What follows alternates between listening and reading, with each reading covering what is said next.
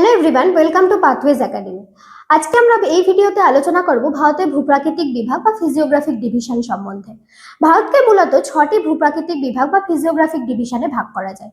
তোমরা যদি ম্যাপের মধ্যে একদম উত্তরে দেখতে পাও তাহলে দেখতে পাবে হিমালয় মাউন্টেন বা হিমালয় পর্বতমালা, যেটি মূলত পৃথিবীর নবীন ভঙ্গিল পর্বত।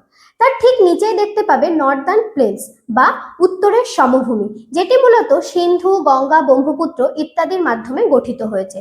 একদম পশ্চিমে তোমরা দেখতে পাবে থর মরুভূমি বা যাকে আমরা বলে থাকি থর ডেজার্ট।